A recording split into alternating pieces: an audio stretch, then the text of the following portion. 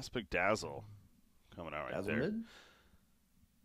Interesting. I also noticed, by the way, Alliance banned Tusk as their last ban. Part of me wonders if that was a random, because their time did go down to 0 of reserve time, I noticed, and the chances of them picking Tusk was very small, considering what they had already. I think it doesn't random if you have a ban, but maybe you're in terms of like they just didn't have a ban. Actually, they didn't know what to ban, so they just like, They just it's like let the it, yeah, 0. whatever, yeah. So it Okay. might have been random, but yeah, it doesn't. It would actually just not ban anything. If Oh, it that's was, fair. Okay, good point. Yeah. But yeah, Dazzle coming out with the final pick. So yeah, I guess mid Dazzle or possibly. Yeah, I don't know. This is a There's funky no air game. spirits at core, right? So if it's either mid Dazzle or mid DK, and I think they're deciding it as well, or Well, we're both gonna teams are have. waiting So to pick. what's going on here? We're gonna be remaking. As you may have noticed, it was a best of 5 that was set up. So the admin made a call that they're gonna remake the game and. Insane on OD, 5-position OD. I'm just What? No, it's just for the sake of the keeping things smooth here. They wanted to make sure to set it to best of 3. I noticed people were pointing that out in chat as well. I had to double like, yeah, that's best of 5 quarterfinals. Here we go, an extra long day. No, it's gonna be best of 3, guys. So I'm gonna do a quick remake here and into the game. But yeah, very curious draft. So we'll have to wait a little bit longer to see who's playing what before we ultimately enter on in. But I think the lanes are going to be super important for both teams. Like, obviously, you want your Nature's Prophet matchup against the weaker lane support against it, which I guess in this case would be Grimstroke if Dazzle's not going to be mid. And then for the DK, you want to avoid the OD like at all costs. It's going to be a lot of, I think, poising for the proper laning stage. Mm-hmm. Trying to. Oh, I have it set to captains, but that's why. Okay. Trying to find the game. Oh, I couldn't find it either. Yeah. I was wondering about it. Okay. Good old pick. So yeah, I have to change that up there.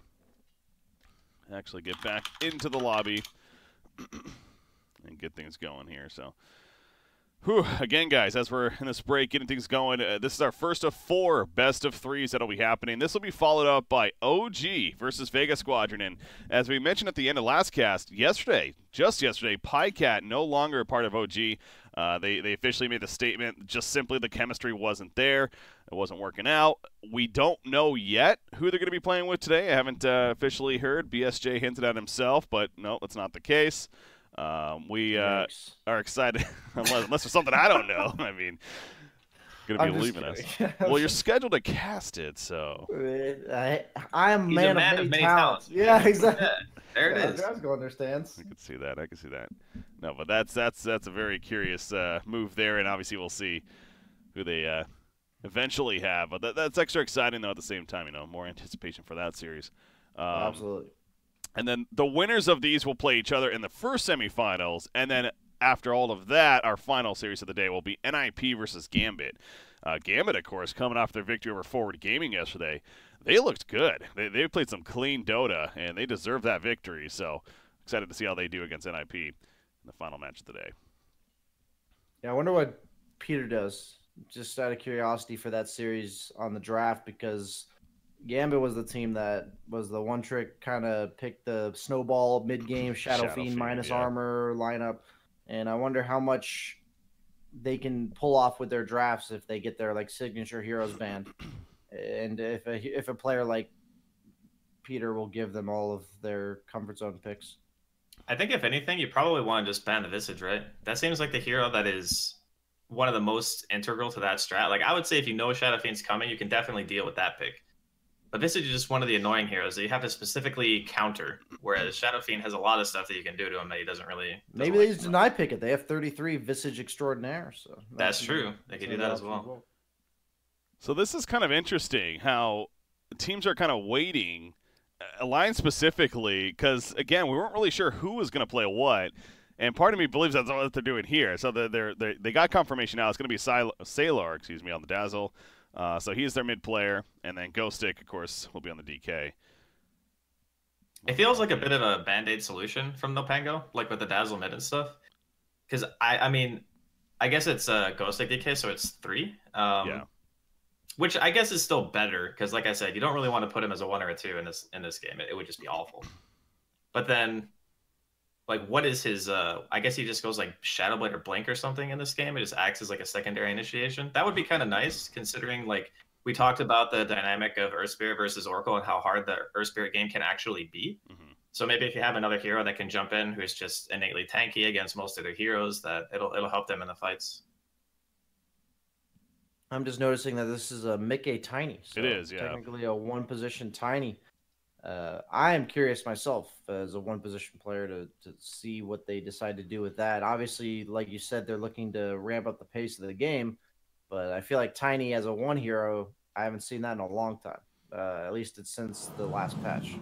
I can't imagine him being like too different from your two-position Tiny where you just farm your Blink and just go hit stuff. Like it's. Oh, he's mid on this. Oh my gosh, they're confusing me. So it's a side lane OD and a mid Tiny. But okay, I'm gonna be dipping out. So. Okay. Yeah, any final thoughts, BSJ, as far as he like?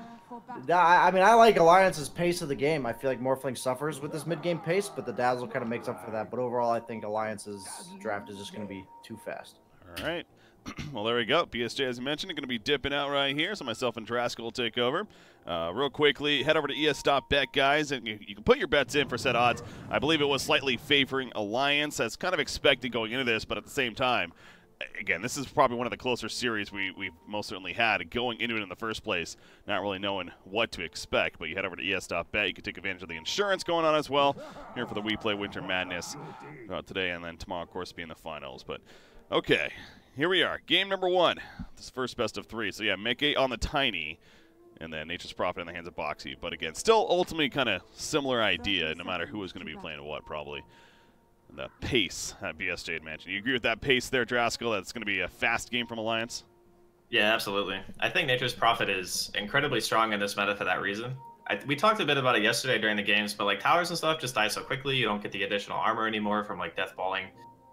So it's really easy for the Nature's Prophet to just be the only hero on the team that you need to secure objectives. Because during the early game, there's not really a whole lot on the side of NoPango that can really deal with those treants, even if it's like talking like 5-6 minute tower pushes and stuff. So you got to be really careful if you're NoPango here. Looks like the bounty runs actually went 3 for 1. Yeah. So a little bit of an advantage there for Alliance.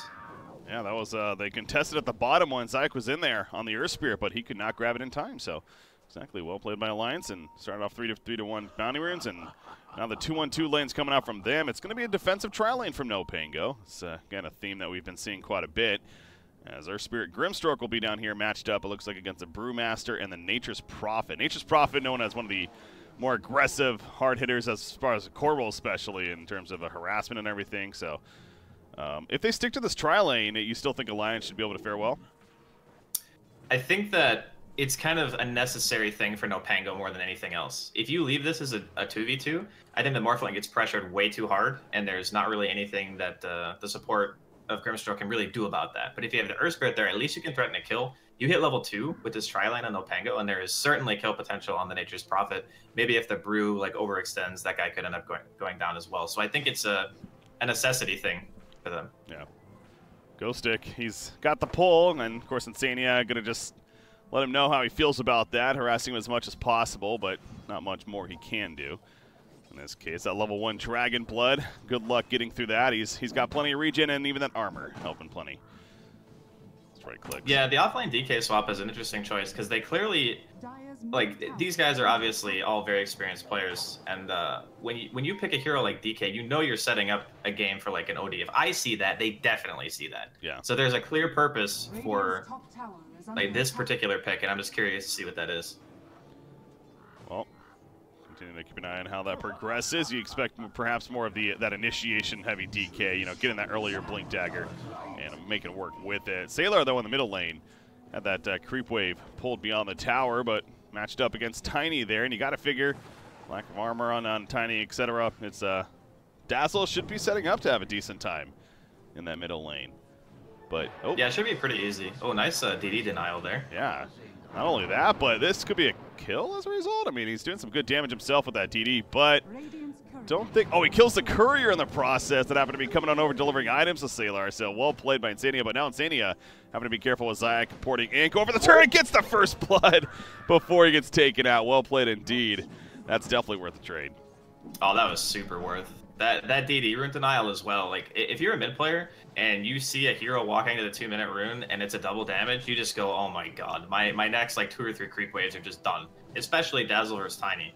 Sure, you can pick up a tree, you can try to contest the wave, but ultimately Poison Touch and a DD rune is super, super obnoxious. So not even just the fact that the Curry in the first book comes out, but just getting the DD matters. So really nice movement coming in there. So yeah, putting Tiny in that mid lane and OD ending up in the safe lane. He is topping CS, though, having a very good time. Of course, having essentially free farm with DK doing the pull initially. Oracle has left him for now, but yeah, I mean, it's OD versus DK. This is what we talked about. It's just fine for the OD, one of the reasons why they even picked it up in the first place. So he still gets that matchup.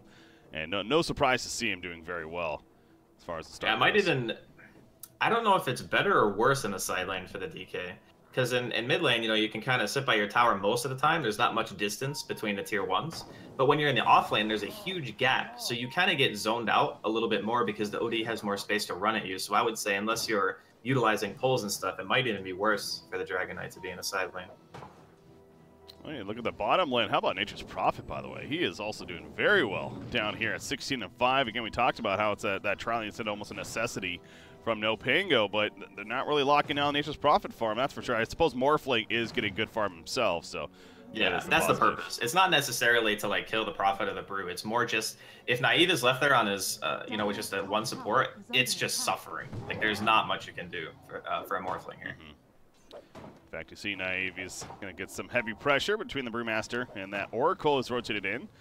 He has to respect the Oracle. He talked about the possible burst damage that Oracle could provide. With this DK hasn't gotten a CS since the last time we talked about him breaking. He's still 5-2. Yeah, this is so bad, actually. Like, it's really rough when you have some game like this. Yeah, it's like, well, where does he go from here? I mean, it's no doubt the idea of, again, trying to get to that blink as soon as possible, but at this rate, it's going to be like Brown Boots blink. Yeah, he needs to, like, creep pull or something. He needs to either pull the wave. Like, he's playing super passive because he doesn't have a ward. But honestly, I feel like in situations like this, you need to try to take the risk. Risking for the bottom bounty rune fight, 5 minutes in. Boxy, he's trying to get away. Zayak rolled in initially, but not enough damage to finish the job. And now Zayak, is he overcommitting for this? Sprout play to block, and Boxy going to set up the turn on to Zayak.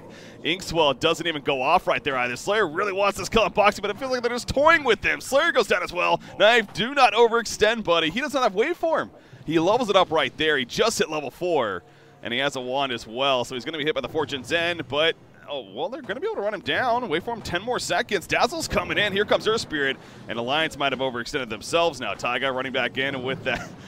Yeah, that passive there, that's not going to work. So he at least gets another hit in, but I suppose Morphling lives to get the turn kill, but overextension from NoPango first. Yeah, it was a huge committal, though. 4 heroes. They leave the Tiny solo in the mid lane. Like, that pretty much evens out the matchup. 28-7 for 28-3 of the Dazzle. So this is still fine for Alliance. Like, these really big skirmishes, you're kind of waiting for your OD to more or less come online in terms of items, and then whenever you see an opportunity arise where you can get a kill, a tier 1 with a Nature's Prophet TP, and sooner or later, obviously, we're going to see that Brewmaster split as well, can result in very, very quick fights and subsequently map control. God, you just see at the top lane, we get a glimpse there. Yeah, DK. The struggle continues. Not much more else to say about that. On the other side of it, Koikva feeling very good, and expect him to start rolling around and taking over the map of sorts. As we have a rotation coming in, though, it looks like at the top lane. Zayak is making his way over. Obviously, a kill on OD would be huge, but even with the Earth Spirit, still feels like that would be a difficult task to make that happen. Yeah, I mean, the DK doesn't really add much in the way of the gank either. The one thing about a mid DK is that obviously you're going to get a big chunk more EXP. So when you have that Elder Dragon form, it makes a big difference because the damage over time you can apply with your range form, and it is lethal damage as well. So that's a situation where maybe like an Earth Spirit roll-in would do something, but they're going to TP another hero, so now it's a 3-man gank, and a Grimstroke ES is certainly enough. At the very least, they'll force a rotation. Yeah. Dire scans in the area. Is it going to hit? It looks like it is. So he knows that they're coming in now. Great scan coming out. And Quick was fine. Well, fine for now. He's running into them, actually. So he scanned this out. He kind of just dives into them now. TP is coming in. Astral Imprisonment going to be used on Earth Spirit. There's the Inkswell. It's not going to connect, though. Just out of range, it looks like. So now possible turn setup for Alliance. That's how you're mentioning. Getting the rotations. I mean, they're going to kill Slayer here. Boxy joins the party as well with the teleportation. And there we go. So ends up being a turn kill for Alliance. Yeah, it was just a bait from Koikva. He saw that the DK was still showing in lane, so he knew that between the supports that they didn't have enough damage to really burst him down, because one person rolls in with the Inkswell or whatever, you just banish him, and then you wait for the rest of your team to react. Obviously, they have the Nature's Prophet with the phase, so he still does a decent amount of right-click damage, and it was anticipated and then counter-baited, which is like, that's pretty good level play coming in from Alliance. That's top-tier Dota right there at its finest. So, yeah, well played by them. Now middle lane Boxy. He's going to be heavily pressured from the dive of Zayak. No TP support this time coming in for Nature's Prophet, so Sailor will get credit for the kill. And it's got to feel good for NoPango to slow him down a little bit, but even with only being a 4-3 hero kill difference, it's a 3,000 net worth lead for Alliance at 8 minutes in. That's a pretty ridiculous lead. Half of that lead is literally the DK lane. So. Yeah, true. It's kind of expected. The Morphling being roughly the same net worth as the DK, though, is a bit concerning because they did allocate 3 heroes at the start of the game. Sure, Zayak, he TP'd around, tried to do some stuff, but this is kind of the situation that we were talking about, and we saw it pretty early on because the Nature's Prophet was, what, like 3rd pick? So yeah, we kind of knew that it was going to be tough, and Gossick in the top lane, he's level 6, but might get away. Yeah, Inkswell helps give a little more move speed. Now Koikva's actually the one in trouble. The minus armor adding up too. The poison touch is on the Astral Imprisonment. That's just going to delay this. So Slayer gets credit for the kill even. Talk about a big kill once again. Good rotation from the Dazzle. Helping things out right here. That's exactly what NoPango needs. Start climbing back in. As long as they can draw focus away from the Morphling. Like, Morphling is one of those heroes that even if his laning phase is pretty bad, you can jungle extremely fast by just sitting on high agi. You can go for, like, the mask if you want. I'm not sure if that's, like, his preference or whatever, but there are a lot of things that you can do to recover on that hero very quickly, as long as your other teammates can make some stuff happen. Yeah. Insania, they know he's in here. They're just going to apply the Inkswell. The stun did not hit from the barrel roll, but Insania most certainly in trouble. He does have a Fate's Edict, though. Going to heal himself up a little bit. Rotations are happening. Mickey and Boxy make their way in, so they lose the Oracle, but they lose Dazzle in response on NoPango. Again, that's a core Dazzle, remember, being that mid-roll. So favoring Alliance when you look at it from that perspective, and they might get more. Mickey, he's still chasing with the Haste Rune. He is going to find one. He's going to find the Grimstroke in the end, beat him down with a couple more tree hits. Speaking of trees, Sprout comes out and whacks him right through it. So, yeah, again, a return favor from Alliance. We've seen that a couple times now. Koikva, though, okay, he goes down middle lane while that was happening. I mean, NoPango are doing what they can. The Earth Spirit movement around the map has been really good. We obviously talked about Zayak during the draft being a really talented Earth Spirit player, but you got to be careful in showing in the lanes when there's a lot of stuff happening elsewhere. Whenever the game kind of devolves into this chaotic mess where people are just chain TPing, smoking, stuff like that, you got to know which heroes threaten to kill on you. And the hero that kills you is OD is the Earth Spirit. So if that guy is not showing, you got to be a bit more careful about where you're popping up on the map. See Dazzle trying to finish that Necronomicon. No surprised to see that build. Of course, core Dazzle. That's what you'd really expect at this point. So he's almost got it.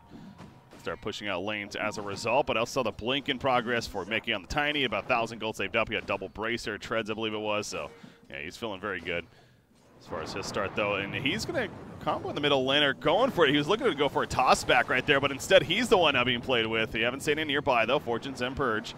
There's a Fate's Edict and a couple of heals coming in, so he'll be fine, but close call to getting return on himself.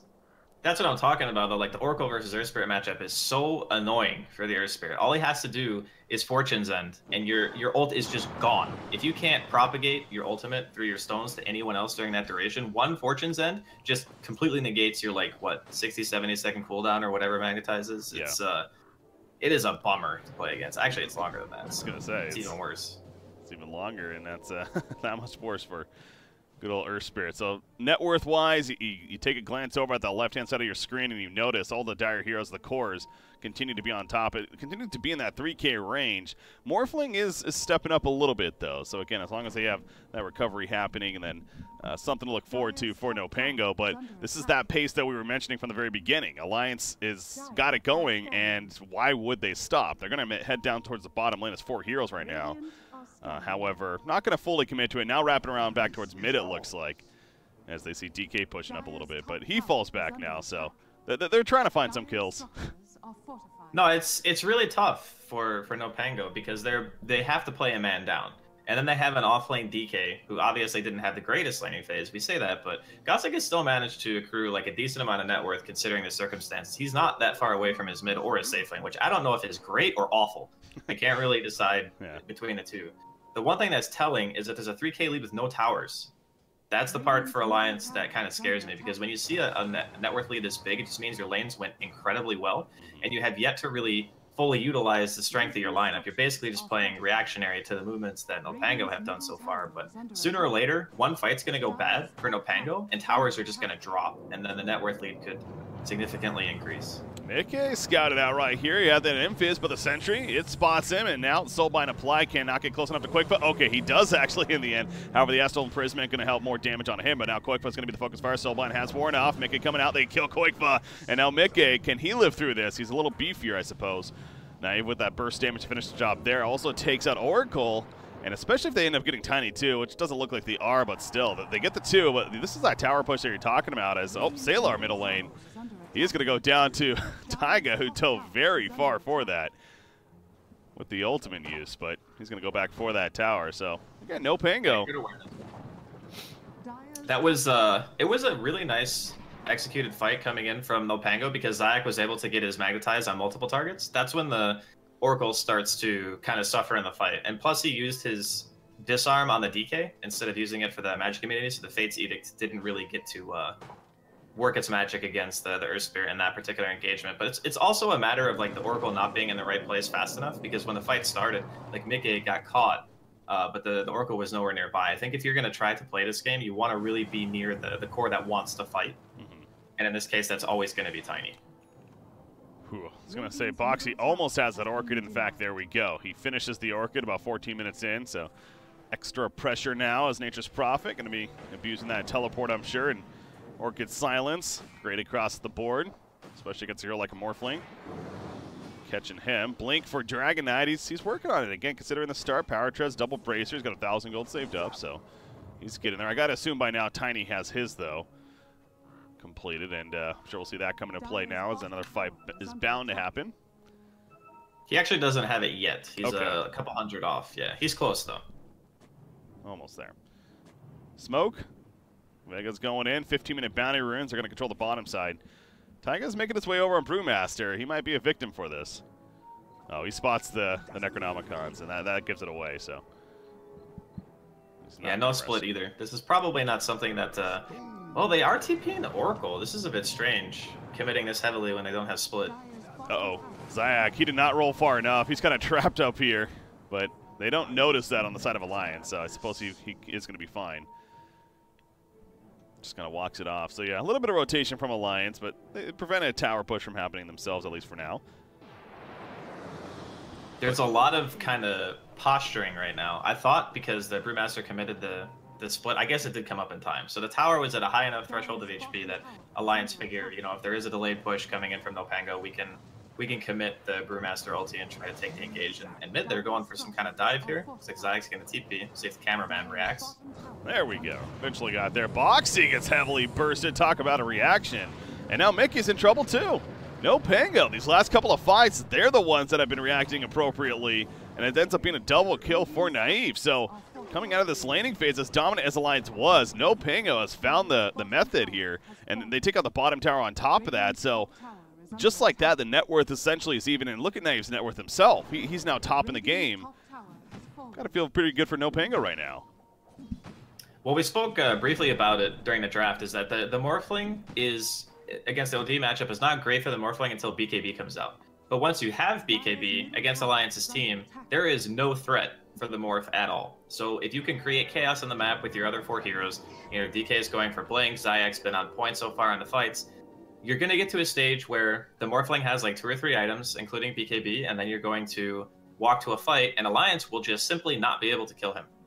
And that's very, very closely becoming a reality. Like, he's even going the greedy route. He's going straight for the Manta. He's not going BKB just yet. So he's feeling confident in his ability to just continue to accrue farm and, you know, hopefully take it later into the game. Because I think that if it goes super late, NoPango will probably be favored. Yeah.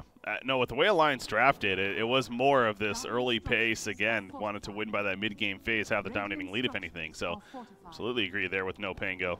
What they can pull off, and think of the tower push as well. I'm mentioning from Alliance coming out of the laning phase how the towers could fall, but really you got DK, you have Dazzle with the Necronomicon. This is a team on the Radiant side that can push towers, as we're seeing here in the mid lane. Gostic, though, he's going to be gone on. Zayak helping what he can. He pushes him away as well as he's TPing out.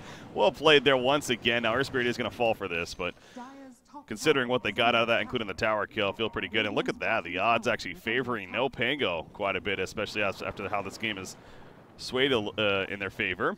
As Slayer does go down there, but you head over to es.bet. You can take advantage of said odds if you like them and place your bets, and again, at es.bet. So, you agree with those odds? Looking pretty. Would you feel more confident for NoPango now? I think it's closer than that, honestly. I think it's about a 50-50 in my opinion, because there's still time for Alliance to get like a Roche, go for some couple fights that are really strong. Like here, picking up Sailor is going to be great. And they can transition this into a pretty easy tier 1. The real test, I think, for Alliance this game is going to be, like I said, it's carrying Roche, hitting the high ground. That's the part that I'm worried for them, right? I think they wanted to be further ahead at 20 minutes into the game than they currently are. Their laning phase was pretty spectacular. Like, they won all 3 lanes, even against the tri lane of NoPango. But the fights that NoPango have been taking have just kept them in the game. They've created space for this Morphling to just get highest net worth. He's now 1,000 above anyone else. So there's a good shot for both teams this game still. Well, another reason why I'm personally perhaps a little bit more confident what NoPango can pull off is, frankly, watching a lot of Lions myself, especially in this season, one of their weaknesses, I feel like, is they're great in that laning phase, as we once again saw here, but it's that transition. It's that mid-game. It seems like they whether they get lost or just coincidence in terms of fights just not going in their favor, things start to sway the other way. It feels like it's been a more than not compared to other teams even. So we're seeing a little bit of that here. NoPango's going to find another kill possibly. False Promise comes in, so it's going to delay things if anything, and maybe set up a turn for Alliance. Insanity, though, he just ticks down the Magnetize you mentioned, just applied. He could not get it out. Primal Split, though, is used by Taiga, so he's able to use the False Promise in his favor there and stay alive for the time being. Slayer going to get comboed down. Out comes the OD Hammer, but it does not get a kill, really. I mean, Slayer ends up falling, but still, I think the Radiant team fighting strong. Naive, however, he's going to be comboed here by Tiny, so maybe not so strong. Pops the Manta style, waveforms out. He will survive in the end as down goes Brewmaster as he came back together once again from that initial False Promise. So 2 for 1 right now for NoPango. Let's make it a 2 for 2, they say. In the end, that fight, it lasted a while, and considering we only had 2 kills on either side. It could have been a lot worse for NoPango, though. If they lost the Morphling, I'm not sure if the Nature's Prophet Orca was on cooldown or if he used it on someone else, but that would have been a huge kill. Getting the Morph in this stage in the game, like, if he doesn't die, he's just going to continue to, like, outscale, and that's the biggest concern I feel for Alliance right now. And I know it's the point that we kind of keep coming back to, but it really is that important. Like, you want to take tier 2s, you want to take Roche, you want to try to end the game. I think going, like, 35 minutes or longer is an enormous risk. I mean, sure, you're going to have things like Hex eventually coming out on OD, and that'll be nice to counter stuff like a BKB or whatever coming out on the Morphling, but it's not favorable for Alliance's draft to play the late game. Yeah, the BKB on OD is nice, but you see a sneak in a Roshan coming out from NoPango. They're going to smoke up, going to Roshan. Cool. Yeah, they know splits down. There's no Sanity's Eclipse either. Even a False Promise CD, but Alliance are privy to this. They definitely know what's up. I was going to say, they didn't really have vision in there, but they, as you mentioned, they have an idea at least. So, okay, I was going to say make sure we keep an eye on that. I mean, the replay's fun and all, but okay, well, something's happening over there at the bottom right of your screen. There we go. Let's go back to it. Zach rolls in. Insania comboing. He false promises himself just to save himself at the last second. Should be able to heal himself up as well. Naive, he morphed into the Brewmaster. Put under by OD, but now the BKB's worn off on Koik for However Navy. As soon as he comes out, Dazzle's coming in, but he doesn't have mana for a Shallow Grave if he didn't have the cooldown ready. Naive is able to waveform away with the distraction, though. Nature's Prophet picked up by Ghostic in the mid lane. Kind of got caught out, split up from the team. And Roshan, of course, does survive. He is still up, but right now it's NoPango coming out on top with the hero kill, and they're going to go right back into the pit. This is really troubling for Alliance. Again, they don't really have any ultimates. They're going to get this done on the Mickey here. Open up. Zayak follows it. No Magnetize, though. In fact, well, he has it ready. Choosing not to use it right there. Going to be comboed down. Yep, he goes down eventually to Purifying Flames. Lift up on Dazzle from the Primal Split of Brewmaster. And looking to finish him off now. Salar, Shallow Grave mech. He could stay alive here. There's the Shallow Grave. Make it take forever at least. OD, though, with the Astral Imprisonment. And that should kill him coming out of it. Slayer also going to get caught. So just like that, Alliance ends up winning the fight. They stuck around, and it was the right decision. And they're going to take Roche on themselves now. Yeah, I think NoPango were a little bit. Even I was off on the ulti calculation because the Brewmaster ulti came off cooldown and he popped it instantly because they were still obviously positioning for the rush. But this is really good for Alliance. It looked kind of bad at first because Sanity's was down and so was the split, but the split came up at the perfect time. So Alliance definitely understanding their cooldown usage, and they just walk in with the split, and there was nothing really left from NoPango because they had already committed the Magnetize in the earlier part of the team fight. They used Soulbind when Quakefield popped his BKB, so they didn't really have any big team fight spells left. And Alliance just understanding the complexion of the fight a little bit better. Mickey clearing out the mid lane currently. I'd like to see what he has on him actually, but not clicking on him unfortunately. We know he has a blink at least. Wonder if he's going to BKB himself for this game. There, we clicked on him for a second. Couldn't see. Either way. You got This is a good game, though. Yeah. Both teams looking to be in good form, at the very least. Yeah, very even one as expected. I mean, this is a series out of the ones that we had so far. Probably the most even anticipated going into it. Really just not sure which way to lean towards. And we're most certainly getting that here in game number 1 because, yeah, Naive continues to be on top of the Morphling, but you've got the 3 cores ultimately of Alliance that feel pretty strong. And we're 23.5 minutes in, so it seems like that Alliance still has a bit of a window here where they should be able to be overall pretty strong. It's just a matter of taking the correct fights. But Morphling, we do see that BKB queued up. He's 3,100 gold. So you were mentioning earlier, Draskyl, that once he gets that, that's where things could really change this game. Yeah, the nice thing about BKB for Morph in a game like this is that, so when you take a lot of damage from Alliance's team, a majority of it's going to be from OD, maybe some right clicks here and there, but Morph has naturally very high armor. So when you pop your BKB, it means you could be a lot greedier with your shifts, which means your damage output in the fights is just nuts because you're right clicking for 200 plus damage. So you can put out a lot of DPS. You don't have to morph as quickly. You just can't really die unless you make a huge mistake, in my opinion. Yeah. I also see DK was working on one too. He almost has his completed. So talk about hell of a great recovery. In fact, you see where he is on that net worth chart. He's jumped up over the Tinies, getting close a couple of cores on the other side. So yeah, reasons to be excited if you're NoPango here. How things are shaping up right now. OD gonna finish a Hurricane Pike himself, and then go to the Kaya Yasha. As that gap here is increased for NoPango as far as the odds are concerned.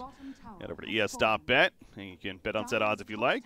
But NoPango, I mean, the net worth continues to be slightly in favor of Alliance, so again, those odds seem maybe personally a little dramatic, but because I still think absolutely Alliance has a decent shot here, especially now with the Aegis on OD and everything. But it goes back to really this next couple of 3 to 4 minutes or so using that Aegis, what they're going to make with it. Nullifier, by the way, from Boxy. Yeah, they catch Naive, and here comes Tiny the combo. Naive shifting in, possibly BKB, and here we go with the turn. He just was living life on the edge. That's what Morphling does, though. Alliance thought they had a free opportunity, but Boxy was wrong.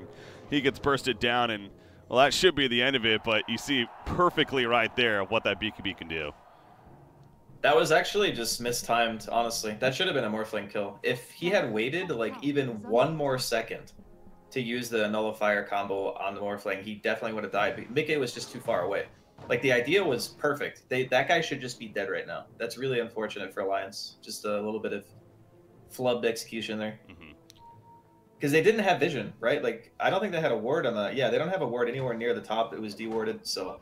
Because they didn't see him, maybe he felt like he had to go faster. Maybe he thought the Tiny was going to get in range quickly enough. But mistakes like that really hurt because that's a huge kill they just missed. Yeah. That Nullifier, I mean, that's an early Nullifier, by the way, on Nature's Prophet, but it makes a lot of sense, of course, considering in this game, bottom lane, big fight breaking out. Insania, Magnetize already applied. He's in trouble, ticking down, cannot get a false promise off. He'll stay dead. Taiga, he's probably going to fall too. I mean, he has a promise split, but it's does he really waste it right here? Wouldn't accomplish a whole lot.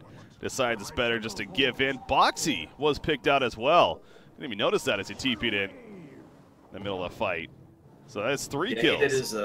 He did his combo onto the Dazzle in hopes that they were going to be able to kill him before he got some spells off. The Orca Nullifier combo is extremely potent in a game like this, where the Morphling basically relies on his items to be able to live. But yeah, two really bad exchanges for Alliance back to back. This hurts because they had an Aegis this whole time, right? When you have an Aegis, you want to try to make use of it and get some map control, maybe take a tier 2, but they got the safe lane tier 2, I suppose. They're still 2 standing right now. It seems I don't know. They got to kind of get it together. Take a breather Yeah. And calm it down a bit. Exactly. It feels like Alliance is trying to do too much, specifically ever since that Nullifire's been picked up by Boxy right now. But credit to NoPango. I mean, they're the ones that have been reacting appropriately, both to we saw in the similar spot that we're looking at now, as well as that bottom lane. And God, how about this Earth Spirit? A Blink Dagger, he already has a point booster. He's going an Ags. That's not an item we get to see too often on Earth Spirit, but in a comfortable Earth Spirit player, again, that clearly Zayak is. I'm looking forward to some extra big plays now. Finishes that. Yeah, that's a really cool item to be able to see, because you can use it as a save, you can use it as initiation. Like the options are just about as many as the Earth Spirit is talented, and like we've already spoke about at length, Zayak is definitely great on this hero. This is I don't know, it's still a close game, but time goes on. You know, it's 28 minutes in. The Morph has that one kind of really scary item, and I think that the Nature's Prophet is itemized beautifully. Like getting the Nullifier into Orchid is like the way to kill a Morphling in this game. So now there is, I guess, a bigger window for Alliance just because of that specific build. If they can catch him out and he doesn't have a teammate nearby or something like that, he will die. Okay, it's finished an OD. Looking to build like Yasha now and have set item as a result. So NPC right there also gets the tree and summon talent. That's something else that Nature's Prophet, especially in the core role, will always be doing too, is that split push idea. And something that NoPango will have to keep an eye out for, no matter how long this game moves on. And I'm sure we'll see Alliance start resorting to that even a bit more. Tiny's also pretty good at that. In fact, you see him at the bottom lane. He is pushing it out down there for rejoining with the team. So Roshan, it's about 2 minutes at least before he'll probably respawn, or a little bit longer than that perhaps. But okay, an AC just finished on Tiny. That's what he was farming up down there at the bottom. You like that item choice? Yeah, it's really good this game. The Morphling is the primary threat, mainly physical damage. Like you have BKB on Quickfire already, so he doesn't have to worry about that. You got the Fate's Edict, the False Promise and stuff to negate other sources of magic damage. It's definitely a good AC game. Zayak here in the mid lane, fortunes and catches, but he'd already rolled away, so he is good to go. Applause comes out, appropriately so, from Ghostic. Cheering on his teammate, 1,500 gold away from that Axe, it looks like. Dazzle's continuing his pressure at the top lane. He has a Heaven's Halberd queued up. Not an item you'd expect to see often on a Dazzle, but this game wanting to disarm OD or Nature's Prophet pretty good. But speaking of a Nature's Prophet, he's TPing, and there's the kill that they're looking for. The burst from Tiny, and now came the Nullifier. BKB did not matter. That's 1,100 gold going the way Mickey. He has a buyback, but this is the opening that Alliance needed. Slayer's going to be picked up as well. The Soulbind not going to do too much in the end. Just more so try to stall them as much as they can. Tier 2 tower's still up, by the way. They're going Tier 3. Is this a mistake from Alliance? No buybacks yet. Finally, Slayer buys back. Morphling, he's staying there for the time being. Ghostic sitting on that BKB Dragon form. He's able to take up plenty of damage, and he'll survive. But yeah, Alliance keeps wanting to go forward right here. They did get the tower killed eventually at Tier 2, and now they are finally going for the Tier 3. So Morphling choosing not to buy back, and Alliance finding a huge opening. Ghostic went back in. He goes down. He's not buying back, as Morphling does. Sanity's Eclipse in the backlines as well, doing plenty of damage, but look at that Magnetize. This is where Earth Spirit can come through. Out comes the Stork of Fate as well, and Knife, he's here to clean up. Mickey will end up going down first, and the chase is on in favor of NoPango. Who else are they going to catch? Looks like Koikva. False Promise, though. It'll keep him alive for the time being. He just has to do as much damage as possible. He's going to be healing up. He's disarmed, though, because of the Fate's Edict, and I don't think the heal's going to be enough. Yeah, False Promise. He goes down. And the chase continues to be a success for NoPango. As Zayak wants more, he's going to catch up to Taiga. And now Taiga having to go to the left using that Drunken Brawler. I guess he'll pick up a bounty rune in the process. Oh, yeah. That's not going to work. He avoids the roll. Kind of toying with him a little bit, but Zayak eventually going to push him back. The roll not connecting there. I don't think Brewmaster's getting away in the end, though. This is going to be a tough one. Drunken Brawler, maybe with some lucky movement speed. He's getting fast. Blink. Be able to get it off. No, the stun hits. And they are going to clean him up in the end. Whew. Yeah, it was a good try, good try. That was a huge pick. That ward on the shrine, it actually faded, but there was a ward directly on the top shrine for Alliance. They put 3 sentries down for NoPango and missed it all 3 times. It was literally just on the shrine. So when they killed the Morphling there, that was all because of that vision. Obviously, the reaction on the BKB was maybe not as quick as Naive wanted it to be, but it was a fog tiny jump, right? So you have to kind of know it's coming to reliably get the BKB off in that. Almost force themselves into a really awkward position, but because the Morph had buyback, as most good core players will, they were able to kind of force him back. Because he held his buyback for a good 30 seconds, tried to bait Alliance in a bit more. And now because of that, we see a Roshan. That's similar to last time, though, not guaranteed. Alliance is looking to pick a fight. You got Brewmaster, he's coming up in a second. He will have Primal split. It's getting close. Ghostic pops a BKB for this. Can somebody maybe snatch it? They're going in. Mickey is going to time this correctly. No, he gets sun. He cannot blink in. Well played again by Earth Spirit. Prevents any kind of chance. And Naive will pick up the Aegis for himself, but Alliance wants to chase. They know that they're a little weak right now. No BKB on DK, for example.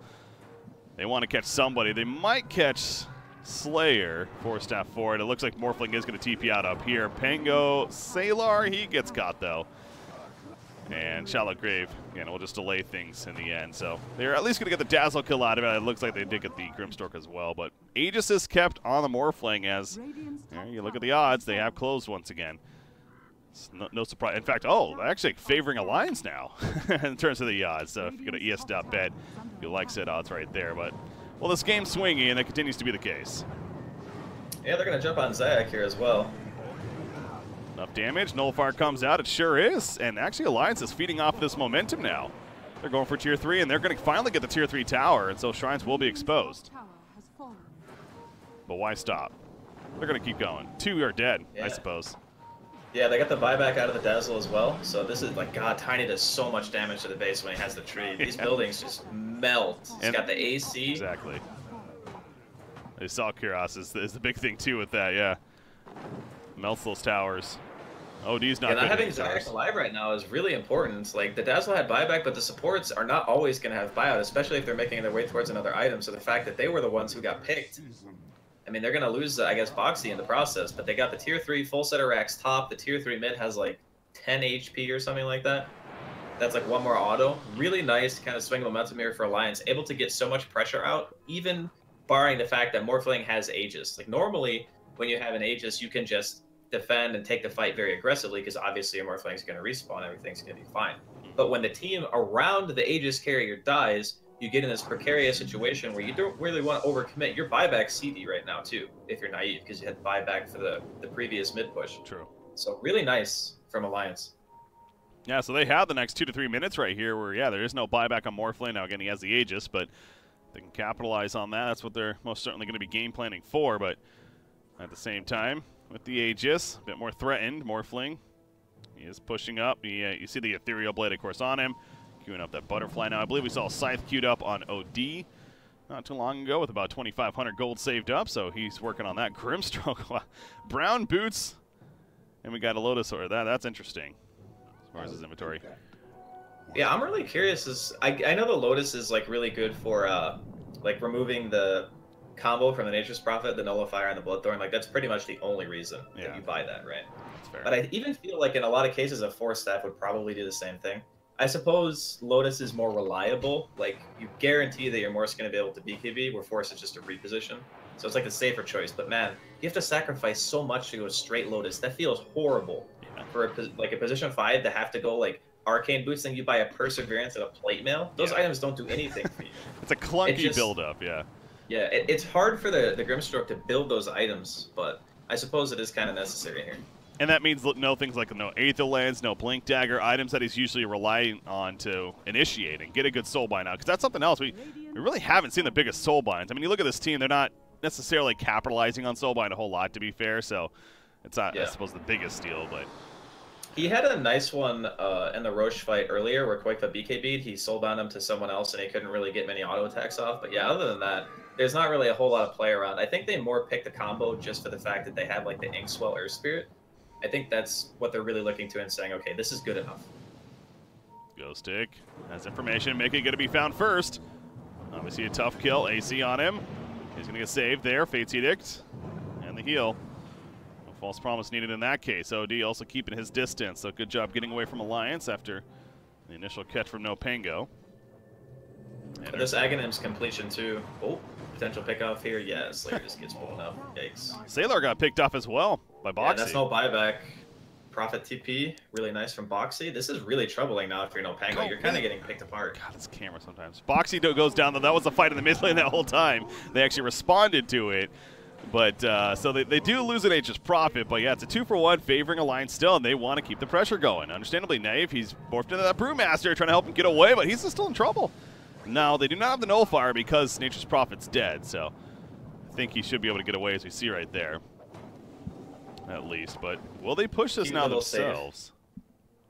This is really problematic. A full minute when you're playing against Tiny. I mean, I suppose the waves aren't really to the base. Like right now, top you can see Gossick is trying to get the wave away from his base so they can continue to maintain backdoor. I think it's maybe Alliance could have just walked straight top and then walked to mid through the top lane because they should know that Sailor's buyback is cooldown. So I'm kind of surprised that they're not emphasizing this time a little bit more. This might even be like a bit of a mistake. I mean, sure, they lost Boxy, but Aegis is going to be down really soon. And they could have at least forced something. The tier 3 is in deny range, for crying out loud. The one tiny hit with a tree and that tower is dead. Yeah, they say it's not worth it, so they're just going to reset and ultimately, yeah, those kills, and the Big Kill and Dazzle specifically is not going to turn into too much in the end as far as an opening for Alliance. But the Aegis reclaimed, and a third Roshan is very likely on the menu now that we'll be waiting for another ultimate push happen. So about another 3 minutes or so when that could be taking place. See Brewmaster queuing up the Aeon disc. Of course, great for him. Allows him to get off that primal split no matter what within a fight. That's the idea, at least. Yeah, it's kind of it's one of those items I feel like he might not really need this game because he's got so much tankability already and there are other priority heroes on his team, but it's the safety net, you know? It's like, if just in case something goes really, really bad, I can just always get my ulti off, like you mentioned. And yeah, the Aegis is reclaimed in the Morphling, so now NoPango are in a situation where they're very buyback reliant, especially since all the creep wave momentum is going to start going Alliance's way here shortly. Oh, okay. BKB's up. He's going to be tethered up with Box, who just came in with the Soulbind right there. However, Taiga causing a little bit of a distraction. Gonna get the primal split off. He jumped up pretty far, got stunned up. OD with Sanity's Eclipse. Now though BKB has been popped. He's going after Koik, but nobody dead somehow in this fight, by the way. As Knight morphs back into the Brewmaster, now back into his main form. So clearly that's his focus fire right there. Primal split eventually used Ghost Stick. He went too far perhaps. The Lotus Orb on him. The Noah fires up though. See reflected on a Boxy, but it doesn't matter. They do kill Ghost Stick in the end. He's staying dead for 70 seconds. The fact that only one person died that whole fight is pretty crazy, but there's definitely going to be more. Alliance is pursuing into the base. The lift up on Morphling. He was out for 6 seconds. Earthspirit goes down with no buyback. And now Alliance, they absolutely have an opportunity to break base once again. Mickey, whew, that's a lot of burst. But he will survive. So they lost the Brew, but again, 2 for 1 favoring Alliance. Could have actually been even worse, because they got, again, the Bloodthorn combo on top of the Nullifier to the Morphling, and he almost dropped. He barely got his BKB off when he was in Panda form because he turned into the Brewmaster during that team fight. He BKB'd to like 10%.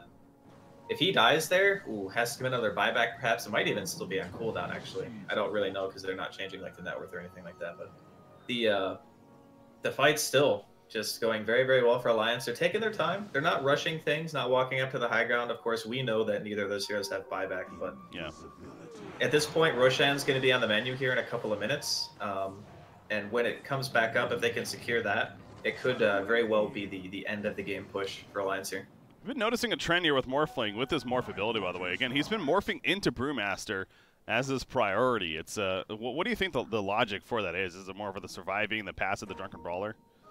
Yeah, I think the Drunken Brawler is really useful against the heroes that BKB, because you get the really high crit chance or whatever. I assume it stays. We'll probably have to ask BSJ after the game, because I haven't played that matchup too often. Okay. But I assume that it lingers, and maybe he's trying to use that to threaten the BKB usage of like Koikva and stuff during the engagements. I would safely assume that too. Again, it's the fact that he's even doing it, I think, is a good enough evidence. Because I mean, who else do you really morph into on that team, right? Like, you don't want to morph into Prophet. Tiny combo is useless against BKB, and Oracle is also useless against BKB. Well, initially like disarm. Initially, we saw Tiny honestly as a big one when Morphling first changed.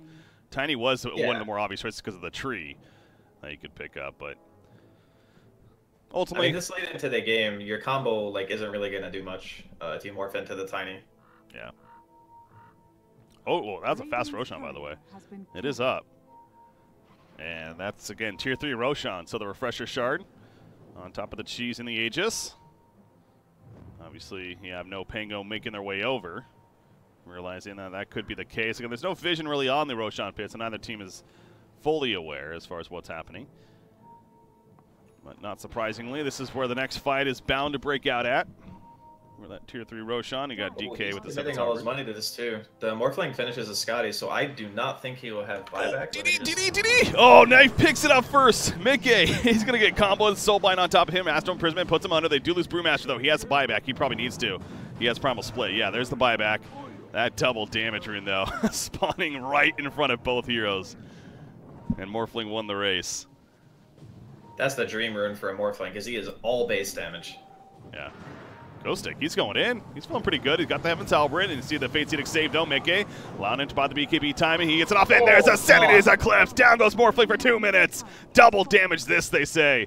He is out, no buyback. Salar gets picked off as well. He buys back immediately, but this is a losing fight for NoPango right now.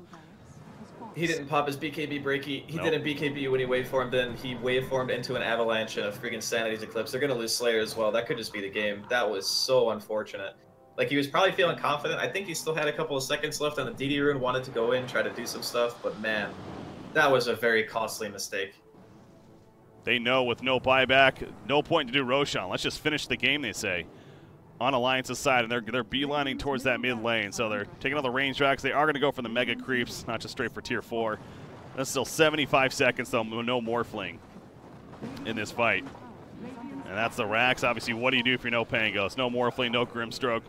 3 versus 5. Don't like those odds. And Alliance very likely just won the game right there with that heavy burst you mentioned. Just simply did not BKB in time.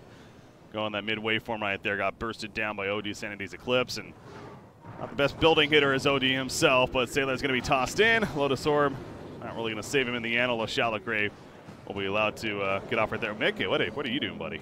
He's going deep into the fountain, having some fun. I mean, it's not 100% over just yet, so Mickey, is he going to survive to that? I assume so, yeah. He'll be good. Yeah, he's got the false promise and stuff. He's good. See a soul bind, they're going to instantly kill the Grimstroke. Yeah, it should just be GG. There we go. There they we do go. call it. Yeah, that last Roshan fight, oof, that's a tough one. I mean, I can't really be too upset at him because he played really well for the majority of the game. But it hurts because when you're in a situation like that and your hero is like the important hero at that point in the game, you're post 40 minutes, you can't be the one who messes up. And that's the stress of being like a position 1 or 2 player. Is like when you make the mistake, the game just ends. And that really, really sucks because we talked about it right as he was picking up the DD. He committed for his Scotty. He wanted the biggest impact in the fight that he could have, and he was risking no buyback.